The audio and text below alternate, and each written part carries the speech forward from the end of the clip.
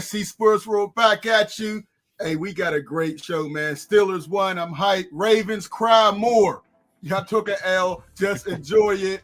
A lot of news. We got coaches getting fired. We got Ustrokas all the way out here. Man, it's a great show. Make sure you call us 412-530-5063, man. Let's get it started. Claudia, how you doing, bro? I'm doing good. Always good to be on with you guys. Sorry I missed you last time, but again, I'm glad to be on with you. Always fun. I got you. Big Rum, you good? Film, are you good? Oh, absolutely. Man, I'm doing well, man. Doing well. We got to make sure Smoky Jim, you good? We want to make sure you get you in early. You good, Jim? Good. All right. Hey, listen, let's get it started, man. Claudia, I know you got something for our huddle up, man, and I got something for our piece. But what's going on, Claudia? What's on your mind? All right. Well, last week, you, Jim, Ralph, and I were on a text when Terry Smith did not get the Penn State job, and we were all upset because we felt he deserved to get it. Then there were some other teams interested in him. I think Connecticut, Memphis. I forgot who else was interested. And then we all said, man, we hope he waits for a bigger program. But what did he do? It sounds like he's going to stay at Penn State.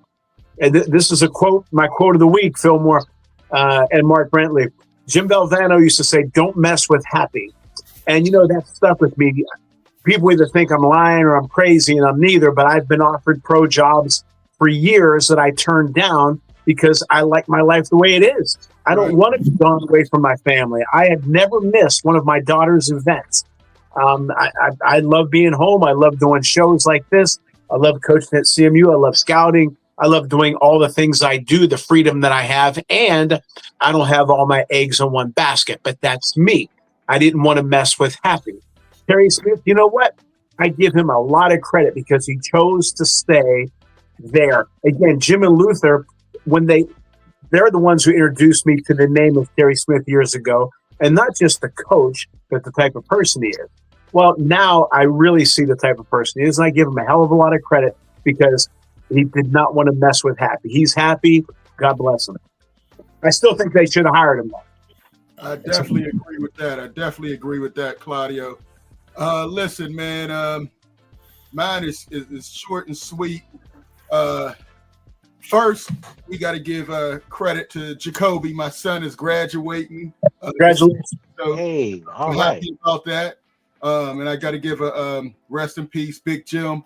As we were talking earlier, Fillmore, Big Jim Turner was your first coach. He coached all of us. Big Rum, he coached me, man. It's sad, but we had some good memories with Big Jim, flag football and all. So, rest in peace, Big Jim, man. You're a legend. You'll always be Big Jim to us, man. A lot of love. Now, Claudia, you talked about coaching, man. There's been another firing, man. We got,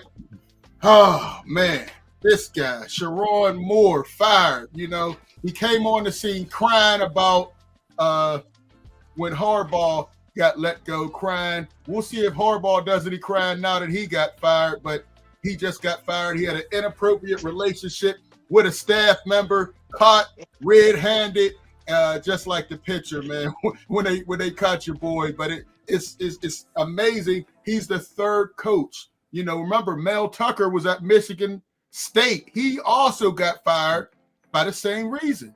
Messing with these, there's a million people there. He's married. You're messing with a staff member. There's nothing good that could come out of that.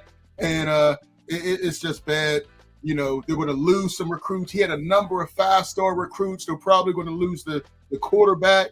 And I heard some other stuff about him too. Like he really lost it, but I'm not sure. But we know he got fired. I'm sure about that. And I'm sure he's crying again because of it. But you can't make these decisions, man. You got to be smarter. You got to be able to control yourself, or you end up like your boy, Sharon Moore, looking for a job. All right, Smoker Jim, what you got for us, bro? Hey, thanks, Lou. Look like another coach fell by way of kryptonite. Kryptonite. What's kryptonite? Hey, Luther, the only time you're ever right is when you agree with me. Oh, stop. That's a lie. We both said the Pittsburgh Steelers should take Deion Sanders' son in the first round. So you get a booyah for that, Lou. Booyah. Hey, listen, man. Fillmore, Aaron Rodgers played a heck of a game, man. He turned back the clock. He was running well. He was throwing good.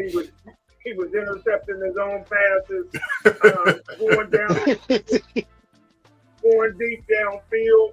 Hey, I took my first L of the year. Luther was right. I was confident that Terry Smith would get the Penn State job, and Luther said no way. They were looking for a bigger name, a bigger candidate, and Luther was right. I've taken L. And finally, I'm going to close with this trivia, the easy trivia. I'm sure everybody would get it, but if you don't get it, I'll give it to you at the end of the show. I'm sure we're all old enough to remember when Tony Dorsett scored from 99 yards on a touchdown run. Right. Whose TD record did he break? And here's a hint. The running back went in the first round. He was a 6th pick overall. Whose record Tony Dorsett break when he ran that 99-yard touchdown? Again, this is a running back record that he broke. The running back was a 6th overall pick in the first round. Okay. All right. Offhand, I can't think of it. I don't know if you guys have the answers. I knew you wouldn't know it, dude. if I had a dime for every time you said you didn't know something. Oh, Jim, please. That was a whole setup.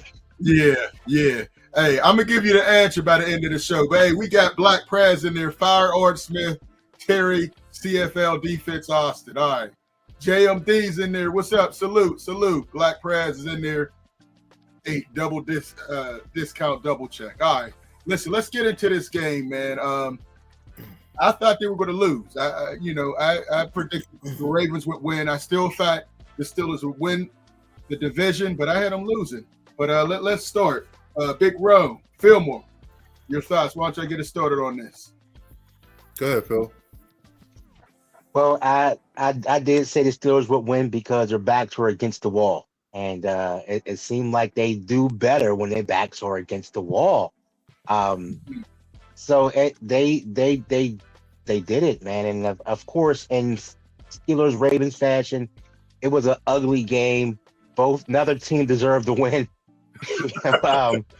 No team deserved to win. Okay, neither team deserved to win. But someone has to be the loser, and I'm glad it was the black and purple. No one cares about that. This is my favorite Mike Tomlinism. No one cares we got problems, and the ones that do care are glad we got them. Right. I'm glad the Ravens got their problems because, hey, I'm cheering for the Steelers anyway. They deserve to lose. They did a good job on that. I'm fine with that. I'm still concerned about the run game. That lets you know, hey, look, Jim, Derek Harmon, when he's in the game, the Steelers average giving up 96 yards. Yeah, but when he's not in the game, they give up a $192. So come on, man. You gotta give the young man some credit, Big Jim. Come on, man. You gotta give him some credit. So when the Steelers get the run game together, man, it's getting cold. Teams are going to be throwing less. They're going to be running more. I don't know if Achane is going to be healthy or not, but if he is healthy, he is one of them backs that will tear them a new butthole. So they better get ready. But they did good enough. They did a good enough job to win the game. Shout out to Joey Porter Jr. for not giving up on that play. And you know what? I gave Patrick Queen a bunch of mess. But he got to play every game like he's playing the Ravens. His best game with the Steelers is when he's playing the Ravens. Outside of that, he's had some real stinkers, but real stinkers. He's coming back from hip injuries and making plays. That's the guy that the Steelers need. You know, he got to finish playing the Ravens every week. He stepped up, and I appreciate that. And now my concern is for the offensive line. They ran out of left tackles in the game, and I know Calvin Anderson he's still on crutches, and Broderick Jones still on IR. So, I feel for that, but they still pulled it out, even with their fourth string left tackle and pulled the win out. Hey, I'm not going to complain about a win. Right. Big Rome, your thoughts? From the gate, I like the way they was attacking the defense deep. I think they had 2 passes of over 20 yards, and they had 1 pass for 19 yards that went to Austin. I think that's big time. You got to spread it out because you have to give them the ability to open up the field. So I loved each and every one of those passes. I like the concept of what they was doing, at least early on. We still can't run the ball, so that's still a problem. We're still giving up a lot of run yards.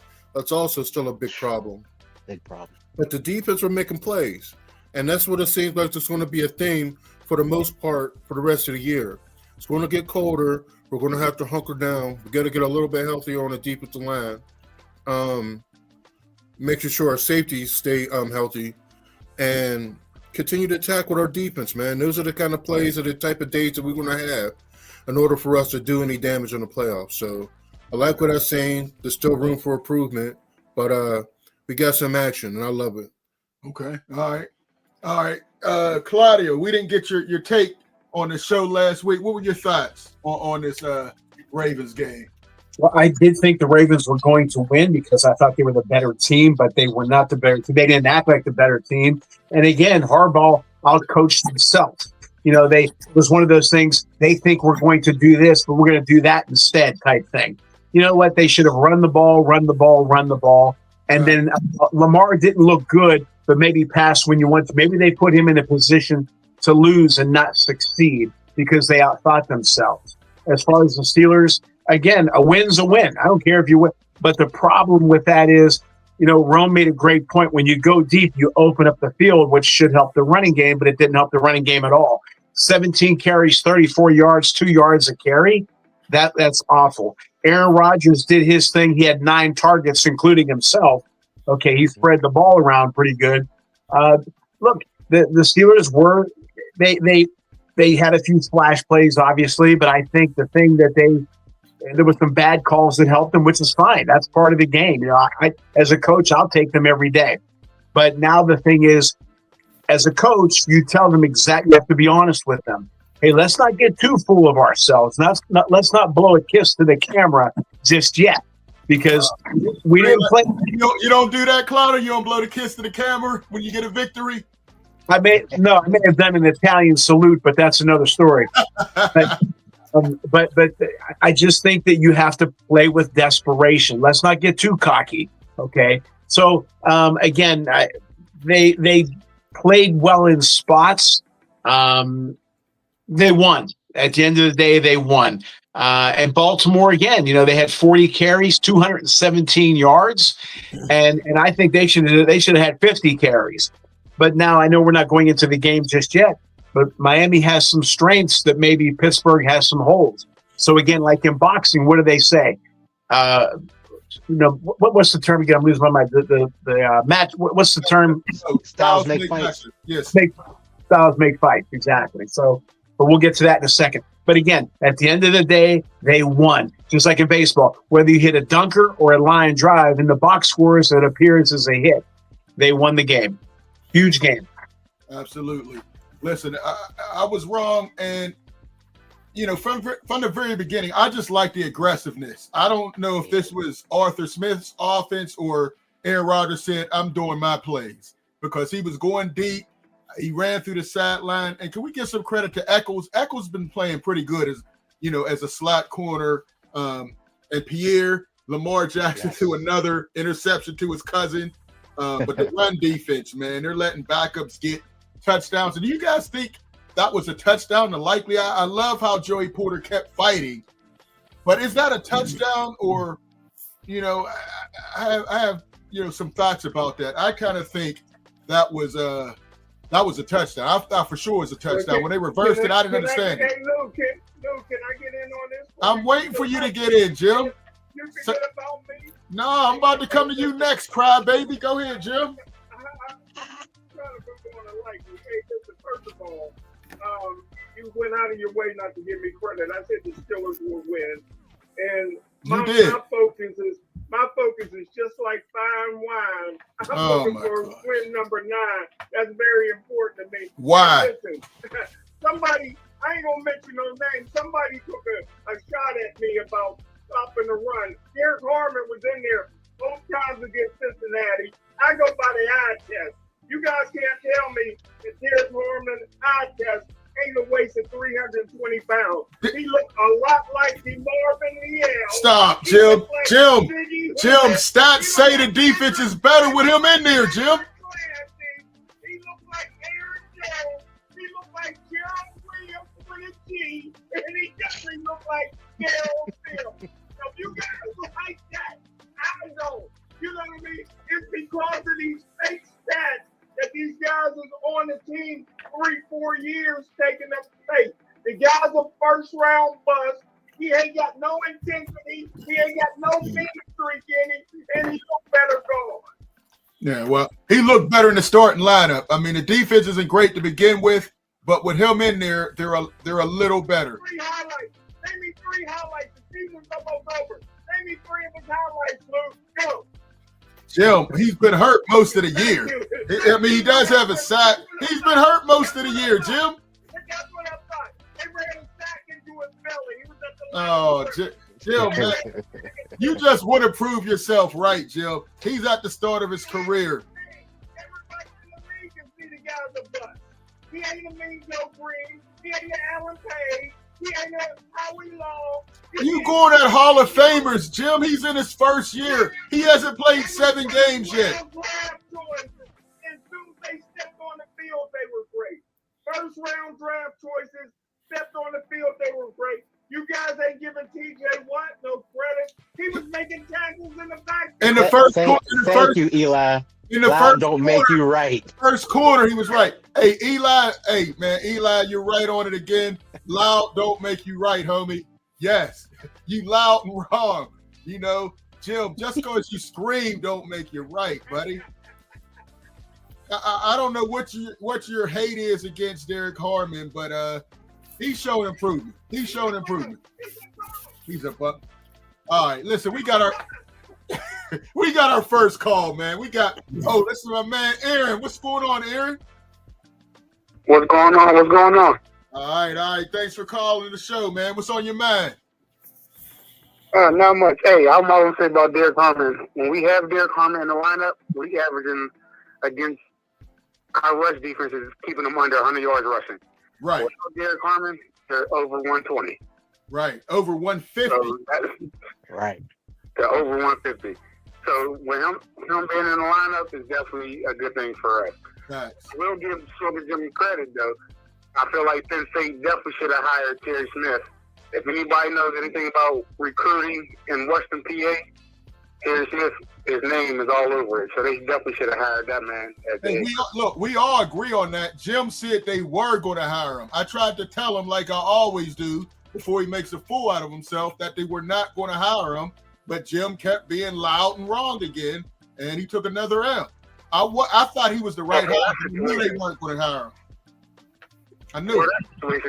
He had the right to be loud because he deserved that spot.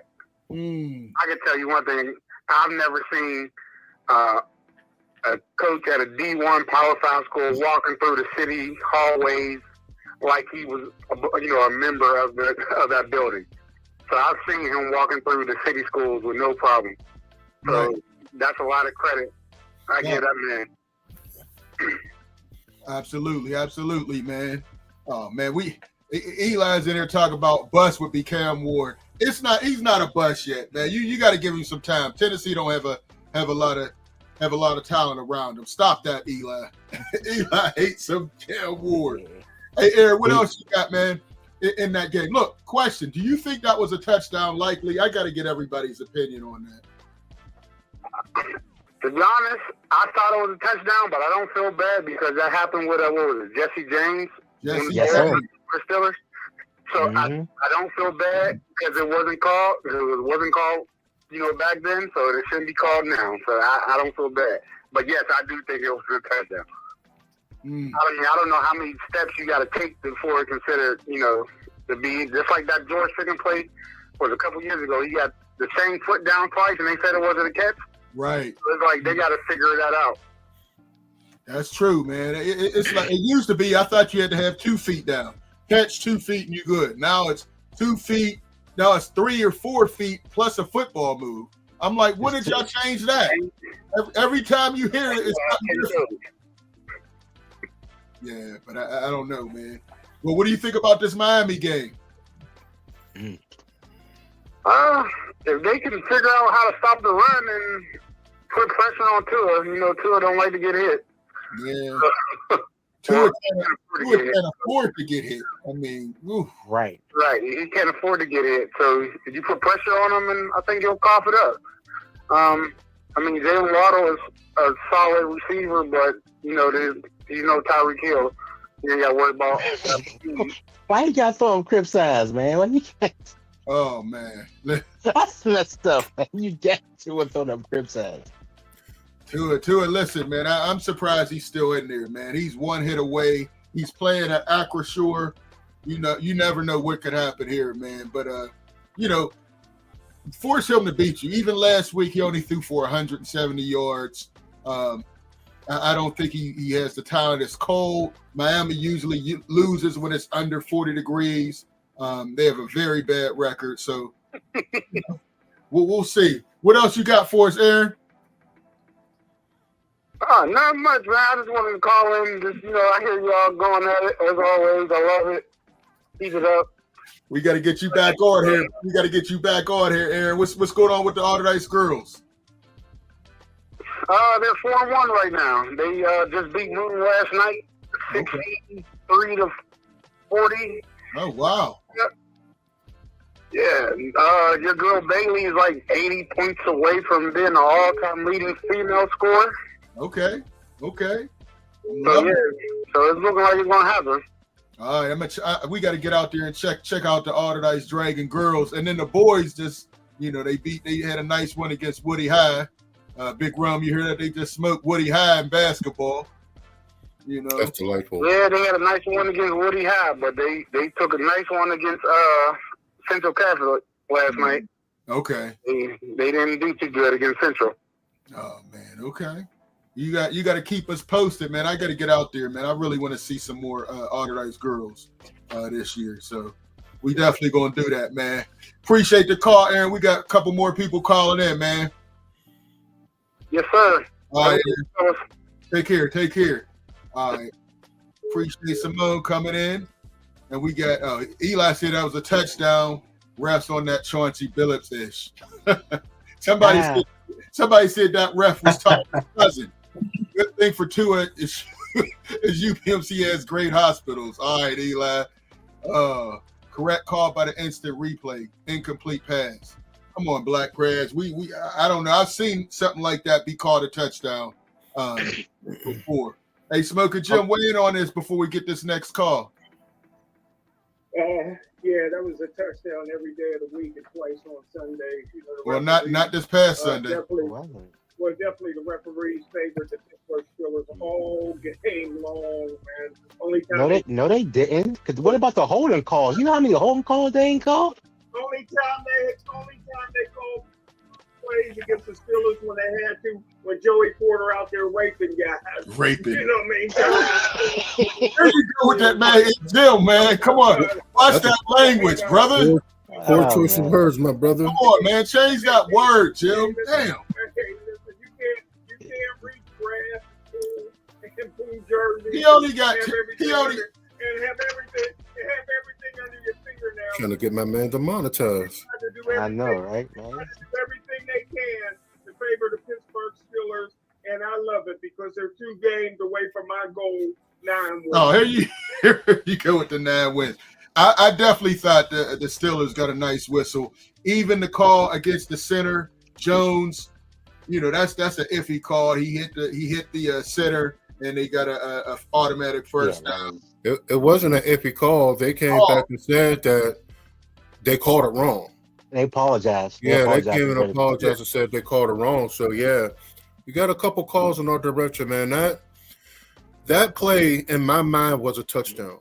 The way they set the rules up, there's a lot of gray area, and that's part of the problems with these rules. We got a person that's up there in New York, who's supposed to be watching this and flashing this down almost instantaneously. That took too long. That means that they had to think about what the rules are. They're cracking open the rule books and dusting them off. Yeah, that means that they got to shape that up. And then they're the going to mic probably wasn't do even on the hit. You couldn't even hear what the head ref said. The mic wasn't on either. So we're like, is it a touchdown? What happened? There was a lot of wild stuff in that one, man. If you're a gambling person, that had to be working your nerves that game. But I agree with Big Rome though. It's like it's according to the rule, right? The way they've written the rule, it's not a touchdown. They need to change the rule because all of us looking, saying, yeah, that's a touchdown. Right. But according to the rule, what they call, he had to have possession, 2 feet, and time to do a football move. That's the gray area. So the time to do a football move in the end zone would be the third step. And if you're in the open field, would be the tuck or something or turn up field. So that there's too much gray area on the time to do a football move. Let me say something about that gray area. You made a great point. If he was to go catch that ball and put his 2 feet down and then stepped out of bounds, that would have been a touchdown. Right. But he gets in the middle of the end zone. He catches the ball, take 2 steps to have his arms extended. That's not a touchdown. Yeah, if he's at that means there's a flaw. Get a knee in, right? That's a touchdown. That means there's a flaw. There's a flaw in how you judgment whether it's a touchdown or not. In the same area, you shouldn't have separate ways as if he's scoring a touchdown. If you toe tap, it's a touchdown. Right. If you toe tap in the middle of the end zone, it's not a touchdown. Yeah, I think they do that deliberately to keep the conversation going, and they could change the rules, everything. All right. Eli said there was some serious knowing calls, an obvious face mask on King Henry. All right, some defensive holds. There's always going to be defensive holds. All right, Troy. All right, yeah, I don't like them dirty birds either. This did a great job. Still, just need to make plays. Underground. Now, fellas, you got to complete the catch no matter what. Hey, underground, man. Listen. We're not arguing. We're not arguing the case of it. We're talking about the gray area of the call. Facts. If you could toe tap in the middle of the end zone and it be a touchdown, then we wouldn't be having this conversation. Facts. Just like you could toe tap on the edge of the end zone. Right. That's the gray area we're talking about. We know it's a rule. Mm-hmm. We're saying it's a bad rule. Because there's so much gray area on what constitutes a catch and what doesn't constitute a catch, depending on what part of the end zone you're catching a ball at. Yeah. I was going at Underground on his show, man. Make sure you check out the Underground Sports Show about that. But Black Crash said no gray area. What do you talk about, Black Crash? There is a gray area because it keeps changing. Call in. I don't know what you mean. It's a good rule. Come on, man. It's pro football. All right. Hey, let's jump back to the phone lines. We got a caller, Mark. Mark on the line. Hey, we hear you now. What's up, Mark? Thanks for the call. Yes, sir. How you guys doing? How's everybody doing, man? Excellent. Hey, Mark. Listen, I agree. I think that was a touchdown, but I'm in the same boat that everybody else is. Hey, if it's good for my team, I take it. And so it looked like a touchdown, from the cheap seat from where I was sitting. And so I don't know how they called that, but it worked out okay for us. Hey, listen, I think the turning point in the game was, I want to say it was 6 yards. They were 6 yards away from the field, from the end zone. And I thought it was a fake pass, but then Rodgers ran it in. Oh, yeah. And I think that was the turning point. I think I've never seen that man run so hard and so fast. I mean, I thought he owed some brothers some money the way he was running. You know what I mean? And he ran the end zone. But if you notice what he did afterwards, he almost let out a steam, almost to say, you see, I can run. Right. I can run, you know what I mean?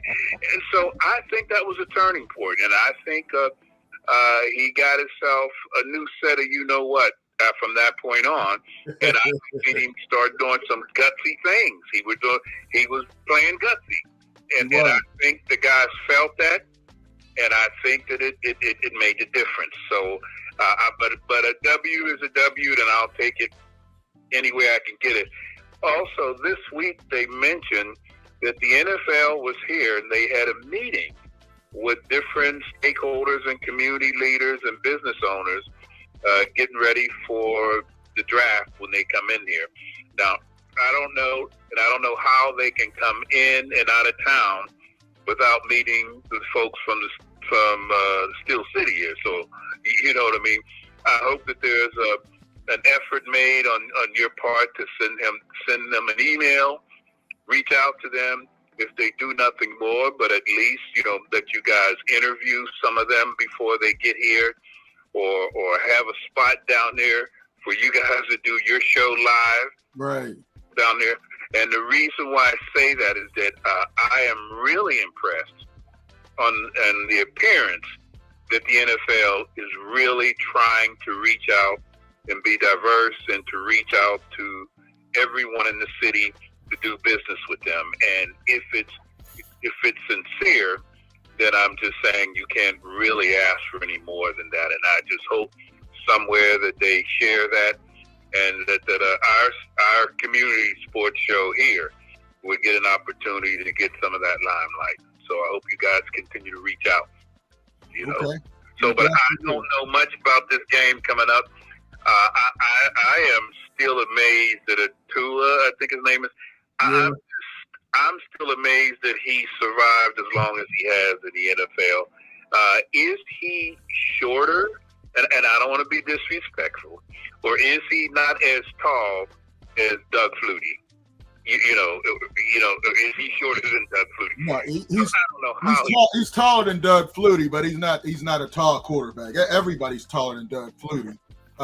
Right. But he's not much taller. He's a shorter quarterback, doesn't have the strongest arm, and he's just injury prone. I mean, I'm shocked he survived this long. He hasn't had any concussions, but Acrisure has been known to take out a lot of players.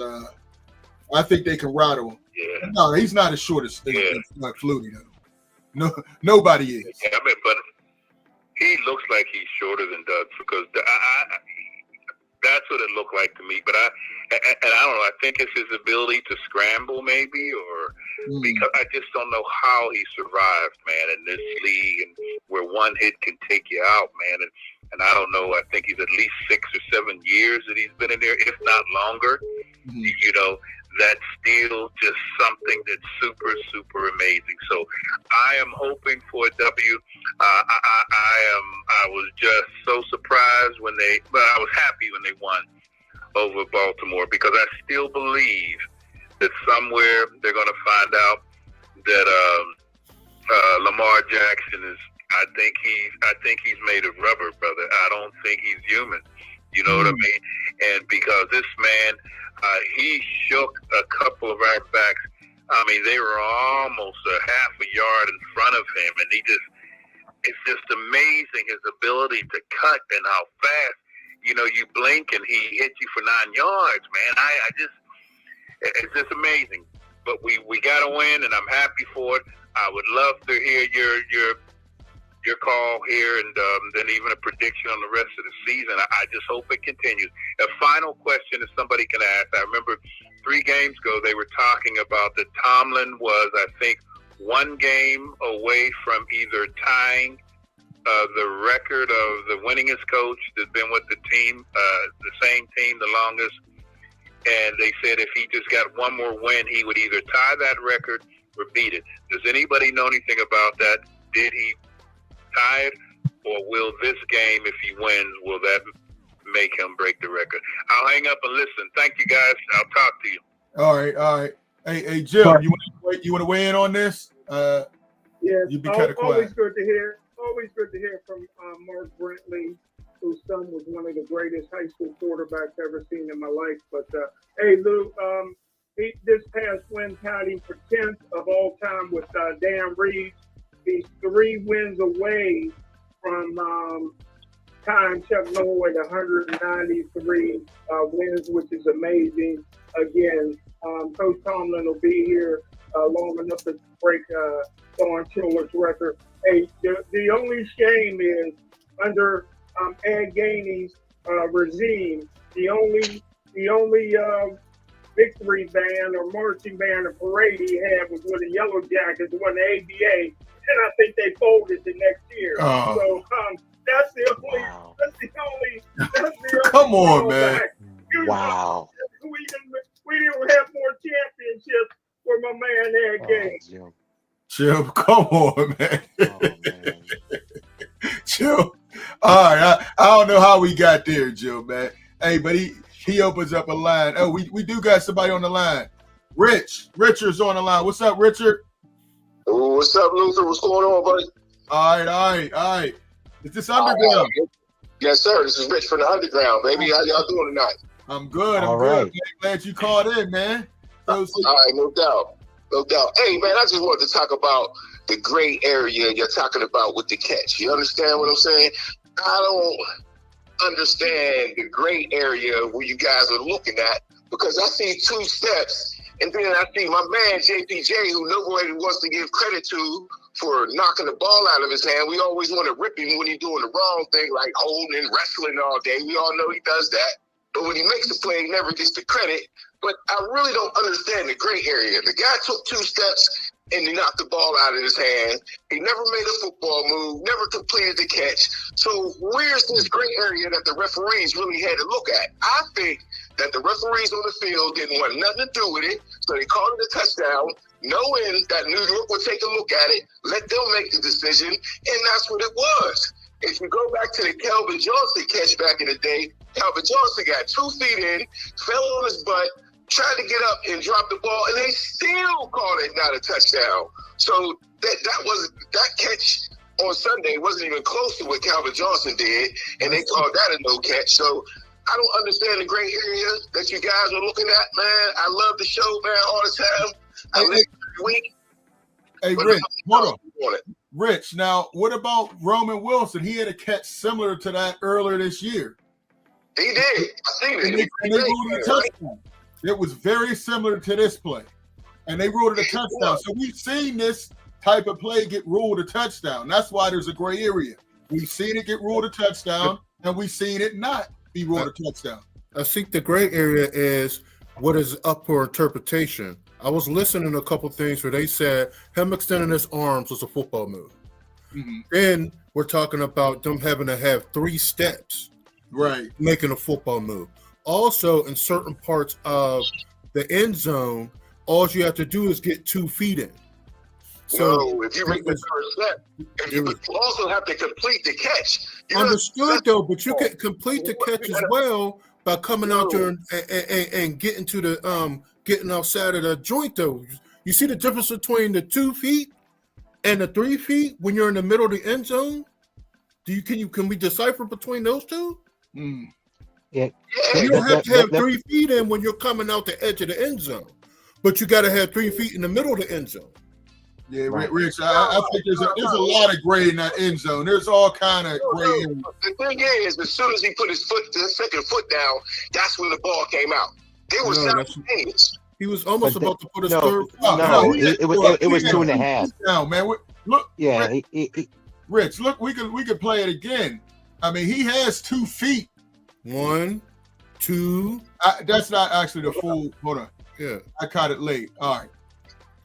Yeah, one, He got 2 feet in. We're about to put the third foot down. Yeah. So he had 2 feet, had the ball, and the third one, the ball got knocked out. So possession is control the ball and then 2 feet. So that's possession. That possession was established. The gray area is, when is the football move? Was the football move when him having the hands out or not? So possession was established when he put the second foot down. That should have been a touchdown at that point. You don't think that's when the ball was coming out? No. I think the ball. I think that it was slapped out of his hand simultaneously with that second foot. Look, 1, 2. And he's about to put his third in, and then it gets knocked out. I must be on the wrong stream because I can't see nothing. But hey, I looked over and over and over. I feel like there ain't no gray area, man. If he knocked it out of his hand, you got to possess the ball. There would be no argument if you hold on to the ball and tuck the ball away. You know what I mean? That would be the football move. The tuck would be the football move. That's what I'm saying. That's the football move. So to me, there's like I said, there's no gray area. Even if you say a half step, the third full step would have been a football move, but he didn't even get the full step in, and he lost the ball. He was careless with the ball. This is the same guy in the Baltimore game last year against the Chiefs where couldn't get his feet in bounds at the end of the game. Right. You know what I mean? So, he does careless stuff like that because he was trying to be pretty and he got the ball knocked out of his hand, man. You tuck that ball away, game over. Game over. We all could agree on that for sure. Right. Yeah, all right. But, hey, man, like I said, y'all, man, I love the show, man. Lou, you know that, man. I listen every week. Love everybody else's input on the show, man. I'm going to keep listening, man, because I want to know what y'all think about the Miami game. All right, well, tell us what you think before you go. How do you see it? I do believe Miami's pretty dangerous. Miami won the last, 5 games out of 6 games, or 5-1 in the last 6 weeks. And they got a little offense, man. They've been scoring in the 30s. It ain't always Tua that do it. I think A-Chain is the most dangerous dude on the offense. Facts. And, we're giving up yards on the ground. And then play action, they go to Waddle. It might be a little trouble on Monday night, man. The Dolphins always play us tough. So, we'll see. It ain't going to be a gimme because there ain't no Steeler game to gimme. We all know that. Right. So, that's pretty much what I think about it, man. A-Chain's the X factor. I'm going to say that. That's for sure. No doubt. Hey, Rich, man, appreciate the call, man. And when's your show on? Tell the viewing audience, when's your show's on again? Underground Sports? Yeah, Underground Sports Show. It's pretty much like your show, about an hour and a half before game day at 11 a.m. All the way up to game day. We talk fantasy football. We talk betting. We talk sports, and what else we talk, Luther? You know what I'm saying? I ain't gonna say that on your show. You know what I mean? But we do that too. And Tuesday nights at 11 p.m. if you're a night guy, but it's also good in the morning, man. It's a show you can watch again in the morning. It don't gotta be live, but you can call into the show also, just like your show. And talk your sports and talk what. So it's all good. Hey, appreciate you, Rich, man. We'll definitely be calling in, all right? All right, man. I appreciate y'all. All right, appreciate you. Yeah, have a good one. All right, later. Hey, he leaves the phone line open. Somebody call in if you want. Eli says 2-6-1. Yeah, Doug Flutie was listed as 5'10". Yeah. I kind of think he was a little shorter than that. But Lori had a question. Thanks for the call or the text, Lori. Which area should the Steelers invest in first? Offensive line, quarterback, or coaching to return to AFC contention? All right, Jim, let me let you jump in because you've been quiet. You and Claudio been real quiet. Jim, what would you say to Lori? First of all, I just want to say Richard had a great call, and he's right. In the 70s, the Miami Dolphins used to destroy the Super Bowl champion Steelers. The Miami Dolphins is the greatest team of all time. Undefeated in 1972. Undefeated. Nobody's ever done that before. Shula used to out-coach Chuck Noll all the time. I don't think there's anything. Who has more Super Bowls? I don't think there's anything wrong with the Pittsburgh Steelers way they're going on right now, man. The brand is great. If you can't win a championship each and every year. Chill, they was just talking about firing the coach and Boot doing Renegade. Well, who was talking about it? I didn't hear Rooney saying that. Well, we heard the whole crowd, and it made national media, Jim. Do they? The fans will be getting chitlins at Christmas. And I'm just saying this. Pittsburgh Steelers only had 2 Hall of Fame quarterbacks in the history of their team, which is 100 years old. And until they get that quarterback, there's nothing wrong with having a winning season. Keeping hope alive. Keep hope alive. All right, Jesse Jackson. Keep hope alive. All right. Claudia, your thoughts? Oh, Eli. And who do you think? Well, all right. Eli said coach, then line, in his opinion. All right. Go ahead, Claudia. What you got for us? First, I thought you forgot about me. I'm like Jim now. To answer Lori's question, I think offensive line. I've said it numerous times. That's the most important position on the field. They're not going to get rid of Tomlin. And don't fall in love with a quarterback for next year's draft just to make a splash draft. Offensive line, I still think they should sign Aaron Rodgers, go from there, because I don't think any of them are worthy of a number one pick. As far as the game is and as far as that catch is concerned, boy, Rome and Fillmore and Rich made a lot of great points. I'll say this: if it was George Pickens as the receiver, we wouldn't be having this conversation because he wouldn't have caught the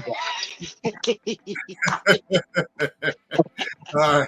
As far as the game is concerned, again, Rich he said a word: dangerous. It is dangerous. Styles make fights. I don't like the style matchup for the Steelers. Miami is number one in rushing. Okay. They're having, I think, like 190 yards. That's a hell of a lot of yards. And I don't know if Pittsburgh's going to be able to stop it. And another thing that Pittsburgh has a hard time with is what? Tight ends. They have 3 good tight ends. Waller's a good tight end. Dulich, I believe his name is Dulich. He's a good tight end. And Julian Hill, don't forget about him. He's got 8 yards a catch. So, and Waller averages about 14 a catch. He's close to being a wide receiver. So they do have some matchup issues. And then on the defensive side, and Tua, if I was Miami, I would say I don't want him throwing more than 20 times. Run the ball. And the other back, the main back is, how do you pronounce that? Akani. He's got 1,100. Okay. I try to put the Italian pronunciation into it, Gilmore. Akani. I got you. There you go. I like that. He's got about 6 yards a pop. He's got 1,100 yards plus. And another, Wright is pretty good. They got another guy, Ollie Gorman, who can break up a running game. So they got some guys who can run. On the defensive side, okay, that Chubb is he's got some sacks. He can put some pressure on Rodgers. But not only that, the thing is that they don't have a lot of interceptions, but they do create some fumbles. And they're not bad. They've been from game 1 to last week, they've probably made the biggest jump in the NFL as to stopping the run. They weren't that good at the beginning, but now they're pretty solid. And the Steelers last week with 17 carries, 34 yards, I think that's going to continue for Miami. It isn't like they have a big back here in Pittsburgh. So I think that, again, tight ends are a problem for the Steelers. Stopping the run is a problem for the Steelers. Defensively, I think they'll put a little more pressure on Rodgers. And again, they're much better against the run. They're not a big turnover team, but they do stop. They're good against third downs. So I think it's a bad matchup. Okay. All right. Yo, we got Eli on the phone. Eli, what's going on? Thanks for the call. Not a whole lot, man. Hey, thanks for having me once again. Just to backtrack about the rushing numbers, the Bills are actually first in the NFL in rushing with 157 yards per game. The Dolphins are 8th. But I do think the Steelers will beat Miami for a couple reasons. A, it's Monday Night Football. It's Pittsburgh. It's going to be chilly as hell. I mean, we're talking it's going to be like 25 degrees. It's going to be windy. Miami is not built for that.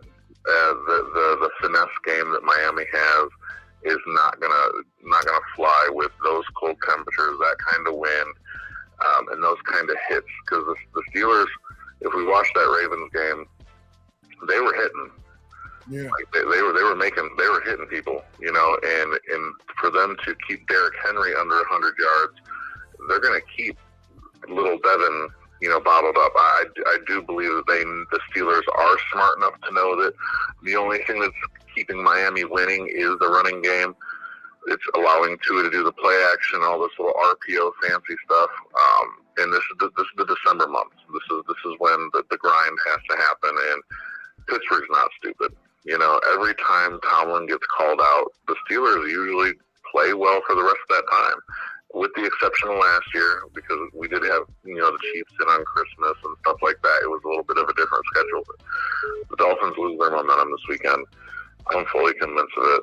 And earlier, when I typed in about Cam Ward being a bust, look, he got He got outplayed by Shador last week by like 250 yards.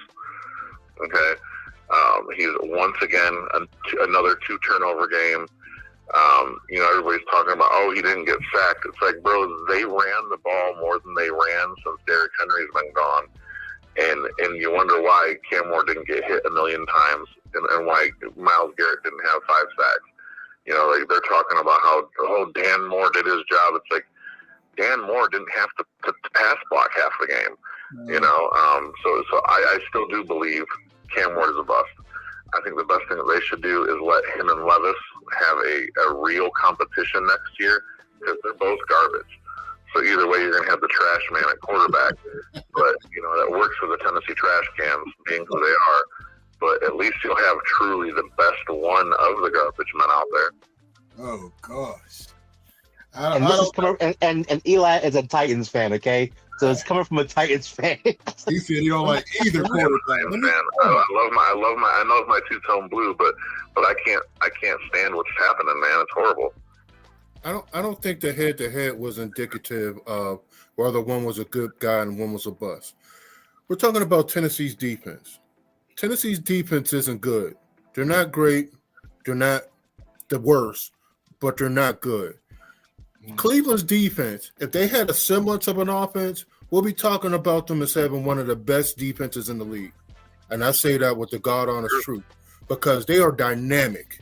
So I don't know. You expect Ward to put numbers up against that defense, especially with the offense that ain't playing so good, 3 and outs and understand like that. I understand because you're a fan, and I'll take your word for it, but I can't make it indicative based off of the teams and who they had to play against quarterback to quarterback versus the defenses. You put Shador Sanders versus their defense, and Shador Sanders ain't putting up 300 yards. I can guarantee that. I'm just putting that out there. I'm looking at it. We got to play these guys in about a couple weeks. I don't see us doing anything dynamic like that. So, but Ward does need to improve in order to get out of this label of being called a bust. But it's his first year. Right. You can't call people a bust in the first year. He's averaging like 125 passing yards a game, man. Okay. I just – Okay, Eli, to answer me this. Do you all have a number one receiver on your team? A legitimate number one receiver on your team? We haven't had a number one receiver in our league since A.J. Brown, man. That's what I'm saying. So you expecting to work miracles? The offensive line isn't great from what I see. Let me ask you this. Let me ask you this. This is a little bit of history. Okay. Who did Tom Brady have as a true number one before Randy Moss? Okay. Good point. He won 3 Super Bowls. He won 3 Super Bowls with David Givens, with David Patton, and with Deion Branch. Okay. But he did have an offensive line that was way better. Right. But this is the difference between the two, though. But Tom Brady still had to complete balls. And he had a great defense. Now, his first couple Super Bowls, he wasn't Tom Brady that we know Tom Brady. He definitely wasn't Tom Brady. They was winning 20-17. He was a game manager. He turned in to be the GOAT, but back then he wasn't putting up. He was never a turnover machine, though. And he had clock killing Corey Dillon. So you didn't have Corey Dillon until after that 3rd Super Bowl. Corey Dillon didn't win a Super Bowl with those 3 receivers. He had Stephen Davis. He had some other guys, some big backs. But the fact is, like, he had Kevin Falk and stuff like that. He had Deion Lewis was one of his running backs that won a Super Bowl with. And Deion Lewis, man, he was garbage in Tennessee. But the thing is, like, Brady was never a turnover machine. The most interceptions he ever threw in a season was 14. You got Cam Ward. It's every other pass. You can't compare that. To Tom Brady started playing with a playoff team. Right. Yeah. His start was a playoff team. Right. Drew Bledsoe had in the playoffs for the year. They were 5-11. No. They were when they drafted him. When he started playing, he took over Drew Bledsoe. They were in the playoffs. He started playing. His start was a playoff team. Yeah. So you can't compare the two because the team around him was garbage. Yeah, he had a good team around him. They were a playoff team. He went to a good team when he was a rookie. He was a They were 6'9". 9-7. What'd you say? They were 9-7. They definitely they were a winning team. I get that. I give you that, Phil. I give you that. I appreciate that. Now, Eli's my guy. He knows a lot of football, man. He knows a lot of football. We always talk football. But you guys, hey, I love watching. My son is actually here with me, and he's like, "You should call the guys. You should talk to Phil." So you got a new viewer here, and I figure we call him, shoot some shit. I appreciate that, Eli. We appreciate that, man. Hopefully for the Titans, you guys will get it together, man. But y'all got your second win of the season against Shador, so that's a good thing. No, it's not because according to him, it put them out in the basement bowl. They can't get first round pick. They can't get first pick. They're still in contention. They're still in contention. There's still time. There's still time. Hey, Eli, man, appreciate the call. We got a couple more calling in. Appreciate you. Absolutely. All right. Talk to you later. Bye. All right, later. Hey, he frees up the line 412-530-5063. Let's jump into this, guys. There's a couple other things I did want to get into real quick before we get out of here. Go ahead, Jim. Hey, let me just say this real quick. Again, you won't give me credit. Oh, my God. Before the draft, if it was 12 rounds, I wouldn't draft Cam Ward. You did? I was right again. Hey, listen, the worst team in the history of the National Football League was that New Orleans Saints team that Archie Manning went to, but every game he looked like a quarterback. That's the difference. Somebody eye test. Cam Ward don't look like a quarterback. That's why he's a bust. I don't care where Deion Sanders' son goes. He would look like a quarterback. Cam Ward is not going off his back foot flat. I wouldn't take him. Tennessee should cut him right now. Dang, you're not. Come on, Jim. He's there right now. Listen, I'm not giving up on Cam Ward. I love his story. He went from a no-star recruit. He just kept, from Washington State to Miami to the number one pick. This was a guy that didn't get a lot of offers coming out of college. He just kept working and kept working. Yeah, well, he's a number one pick, and I think if they put some talent around him, I think he'll be a solid quarterback. I think he has the potential. Let me say that, the potential to be a decent quarterback. So we'll see. We'll see. Listen, guys, real quick, Shador Sanders put on a show. We were just talking about. He put on a show against Tennessee. I mean, these are pinpoint passes. What did you think about him, Jim? I had him as the number one rated quarterback coming out. Yep. And here's one thing. This really impressed me. I thought he was dead to rights when they got him. He just kept fighting something they said he couldn't do. He couldn't scramble, but he runs for a 20-yard touchdown. He put up 360 yards, 3 touchdowns passing, 1 touchdown rushing. Listen, man, he's going to be a star. If the Browns keep him, he's going to be giving the Steelers problems for years to come. We'll see him in a couple weeks. Rum, you shaking your head. Yeah, because we just said that Cam Ward can't be labeled a bust. This dude, just like I said, played against the Titans defense, and he put up 300 yards. Good for him. But he ain't played against a defense that he played well against yet, that was worth the salt. We're not going to take this one game. He put up 300 yards against them bums. Well, and expect him to be the next great coming. I don't see it, but I'm not voting against him. Right. But I'm not going to weigh it up against playing against the Titans as him being all world. Well, listen, that's true. It's just one game, but the MVP candidate, the leading MVP, Drake May, played against him. He didn't put up those numbers. Stafford, a lot of guys played against that D and didn't put up those numbers. So, I mean, it is what it is, man. But I think he is going to be a star. Real quick before we get out of here, I did want to talk about Bud Crawford, the WBC. I did want to get that. Did everybody hear it? Jim, I want you to hear it. The WBC stripped him of his belt. They said he didn't pay the sanction fees. Oh, we do. All right, let's get this call. We'll do one call. We got Carl on the line. Carl. Oh, greetings. Can you hear me? Yeah, we hear you. What's up, Carl? What's on your mind? Thanks for the call. This is Carl from Washington, D.C. All right, Carl, what's going on? What's on my mind? Well, for FYI, anybody's following college football, you heard about what happened at Michigan. Yeah. Let me say something. Michigan has a very low tolerance for adultery, or this sort of thing.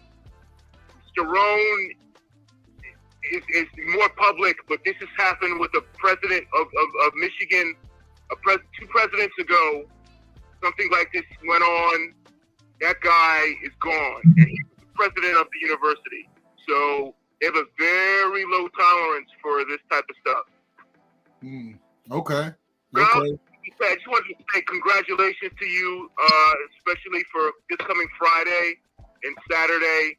FYI, all the stores at Wonder Plaza on Georgia Avenue are gone. They're all gone. Jeez. Anyway, have a great evening. It's a wonderful life, and congratulations again. All right. Hey, thanks a lot for the call. Appreciate that, Carl. All right. He leaves the line free. Real quick, let me do this before we got here, man. The lines were blowing up. We appreciate everybody. We have Bud Crawford. I tried to censor some of this, but he's having some issues with the WBC. Claudio, Jim, we know a little something about the WBC, but he paid the other organizations a certain amount of money. The WBC wanted more. So hopefully I was able to censor some of this. If there is some bad language, you know, excuse me for it, but check it out. Can you all hear that all right?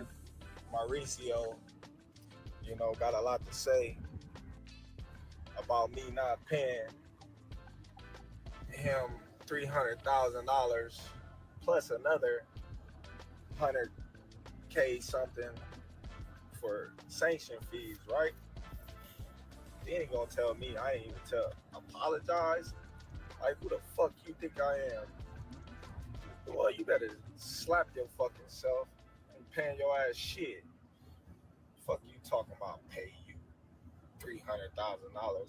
What makes you so motherfucking better than any other sanctioned bodies? Huh? Answer that question.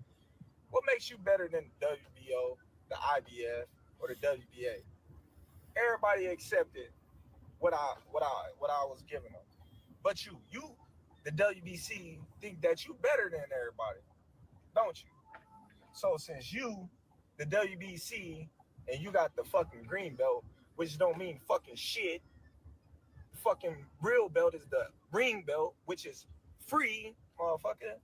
What are you talking about? You want me to pay you more than the other sanctioned bodies because you feel like you better than them. How in the world all the sanctioned bodies agreed to the same amount, but you sit your motherfucking ass up there and say that I need to apologize to you? The fuck? You can take the fucking belt. It's a trophy anyway. The fuck am I paying you every time I step foot in the fucking ring? All right. That's a little bit of Bud Crawford.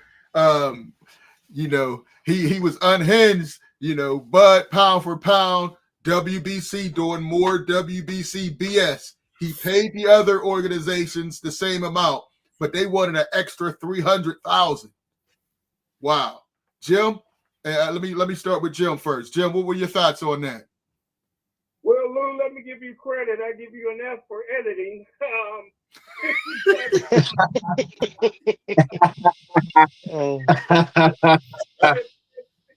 If Bud Crawford couldn't draw flies, nobody cares about Bud Crawford. What? Pay the money.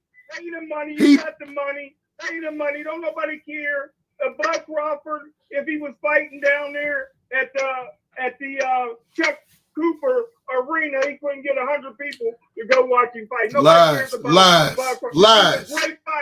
He's a great fighter. But he's like Earl Spence. They don't move the dial. So pay the money. You got the money. You're rich. You're sitting on pay the money. He paid. Him fee. Jim. That's why they stripped him. I'm glad they stripped him. And they look bad. Social media, everybody's been on him. It opens the door for Canelo to get the belt back. The true 168-pound giant. How is he the true? Bud Crawford washed him. And Jim, you need to stop all your lying. Jim, stop your lying. Bud Crawford was the second most searched athlete on Google this year behind Shedeur Sanders. So stop the lies. He does draw. You know, that for me? Google? Yes. That's where you're getting your boxing information now? No, Google? what I'm saying, he was searched. Did you see Netflix? Him and Canelo did big numbers, Jim. Him and Canelo. Why does the WBC deserve more money? Jim. Who was his opponent? Jim, answer me this. Jim, there you go, loud and wrong. Answer me this. Why does WBC deserve more money than WBO, the WBA, and the IBF? Why? Okay, all right, Chip, that makes no sense. That makes no sense. Everybody else accepted the same amount, and they said they want more. If it didn't make, the WBC's always been number one. What you want, the WBO? Does it be the biggest? The WBC's the biggest, not the NAB. Jim. Luther, what I said for years, it's not the belt that makes the fighter, it's the fighter that makes the belt.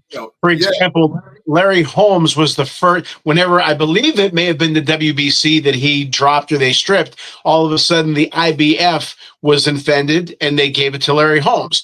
Everybody recognized him as the champion, right? So if they'd have given me the WBC heavyweight title, so hell with him, Larry Holmes is still the champion. So it's the fighter who makes the belt.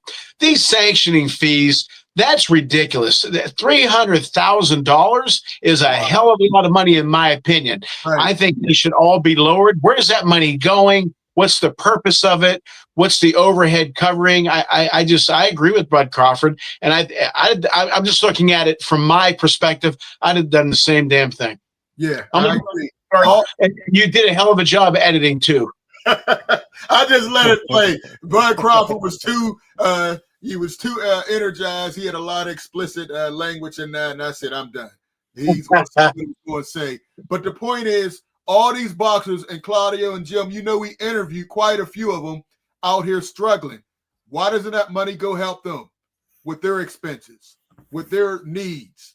A lot of them are struggling with housing, cars, medical bills, and the WBC's out here, you know, holding guys up for $300,000 here, $100,000 here, and these guys need money to live.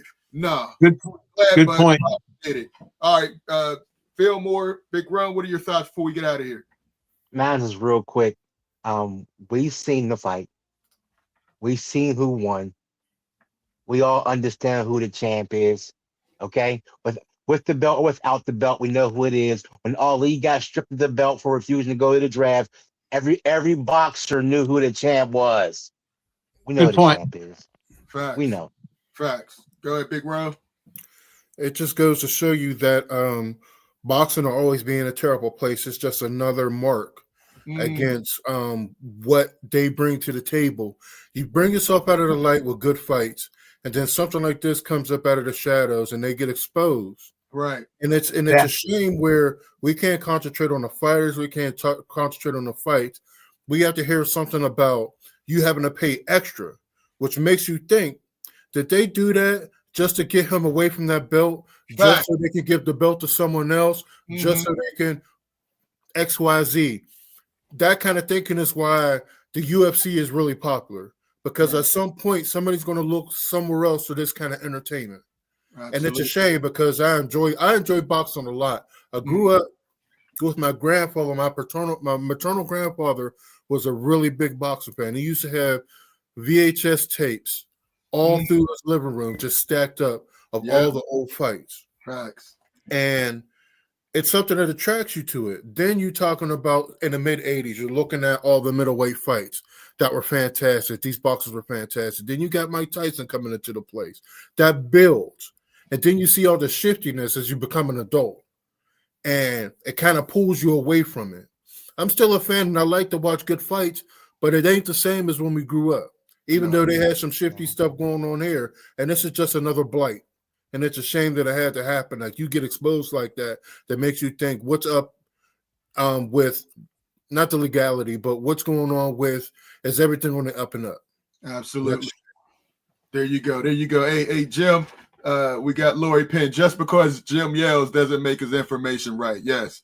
He's a loud and wrong, proud and wrong. Yes, that's Jim's middle name. I agree. Yes, you could also support the nonprofit scsportsworld.com. Any last thoughts, Smoking Jim? People been going in on you about your yelling, your wrong information. Any more wrong information you want to put out there, Jim? Well, I want to put some right information out there. That'll be a first. As I always do. Congratulations, Lou, to your son. Always been a gentleman and a humble young man, which is surprising because he had a loud mouth for a father. Yeah. All right, Jim. You got a top 5 for us, or who's your top 5? I can do it real quick. The Pittsburgh Steelers, the Dallas Cowboys. Oh, come on, Jim. Give me the Rams.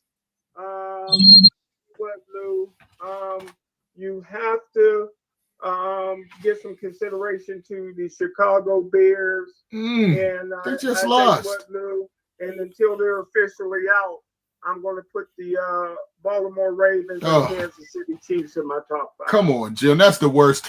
That's the worst top 5 ever. All right, Big Bro, what you got for we got it? Your top 5, man. Jim, oh, goodness gracious. CTEs, man. Come on, man. I'd say off the top of my head, I think the Rams have to be number 1. I really like what they're putting together. To my chagrin, Seattle is up there too. You could probably put them at number 2. You could probably put Denver at number 3. Okay, that's a big. They're doing big time up here. A lot of these teams I just don't like, and it makes it so hard for you to vote for this stuff. And guess who will be probably in the top 5 as well as New England. New England is playing top-notch football out here, and it's scary because we just got rid of a superstar quarterback, and it seems like one just fell up in their lap. Right. Let's go with Green Bay for number 5. All right. Hey, Jim, this is why Jim has that. This was Jim on the field a lot in his playing career as a running back. You know, the CTE really. This was Jim a couple times. I found some footage, Jim. This is how you used to be. But my top 5, I got number 5. I'm going to go with Seattle. Number 4, I'm going to go with the Bears. Number 3, I'm going with Philadelphia, even though they lost. Number 2, Green Bay. And number 1, the Rams. Listen, I don't believe in New England. I don't believe in Denver. They both could be one and done. They're having great years, but I don't have any faith in them in the playoffs. And Buffalo, if they get in with their kryptonite being out, they may end up representing the AFC because there's no Kansas City, no Patrick Mahomes, and they have a bunch of young guys. I think they can go to Denver and win. I think they can go to New England and win. And the door is wide open for the Steelers because I think the Steelers can beat either one of those 2 teams. And they beat New England earlier with a lot of turnovers. So there's my top 5. All right, Fillmore and then Claudia, wrap us up. Go ahead, Fillmore. All right, look, I'm with you with the Seattle at 5, at the 5 deal. I don't know how you put the team. I don't know how you could put teams that Chicago beat in the top 5. As Ric Flair said, to be the man, you have to beat the man. I don't believe the man. Chicago. I saw they lost to Green Bay. They will fold when it gets. But they beat Philly, and you got Philly there. So you got to beat the man. You have to beat the man. In the playoffs, Philly will beat Chicago if Philly make the playoffs. Number 3. I do have the Broncos. Number 2, I have the Patriots, and number 1, I have the Rams. Okay. All right, Claudia, close us out. Claudia. Okay. Oh, there you were frozen. All right. 5 Patriots, 4 Denver, 3 Seattle, 2 I'm still going with the Bills are dangerous, Rams number 1. But having said all that, it's like you get those balls with the numbers on them and just shake them up. They can come up at any time because it's wide open. And this is the year that anybody can pull anything off. There's not like the Chiefs. Everybody thought it was the Chiefs. And I still haven't heard anybody talk about the Phillip Rivers move. What do you guys think of that? Oh, my gosh, man. The only one nobody's happier than his wife. because now maybe she can stop having kids that he's back on the football field. That man got about 15 kids, grandkids. So his wife was like, please go back. Please go back. 44 and haven't taken a hit in years. Oh, man, I don't know how he's going to feel after that first hit. But maybe Terry Hanratty can make a comeback. What do you think? He's going to be in the locker room on some Al Bundy stuff. Yeah, right. They said that Phillip Rivers has a biological son older than a projected starter for the Colts this week. Wow. Gee. And that's something. Yeah, grandpa's. Yeah, we got a grandpa playing quarterback in the league, right? It's a nice. Wouldn't that be crazy though if he makes some noise? That'd make a hell. There's gonna be a lot of views on that. A lot of noise. Yeah. That's true. Look, he said I believe Mark said something about Aaron Rodgers. He was running, and look, Phillip Rivers. He's going to be skedaddling. He's not going to skedaddling. Hey, I like that. Hey, for all the calls, appreciate all the calls, all the text message. Too many to name, man. We had a great show. I can't wait till next week. And yeah, I think we all did our predictions. I got the Steelers beating Miami. I think Claudia, you said they were going to lose. I got Miami. Yeah, Miami. Big Rome, you got the Steelers or Miami? I think the Steelers are going to pass on them. I think they're going to win. Okay. Jim, who did you pick? Pittsburgh Steelers 34, Miami 32. You say the same scores every week. Right. Hey, going to hit the number. And that's how we updated it. Thanks, fellas. Check out the website, scsportsworld.com. We'll check you out next time. Peace.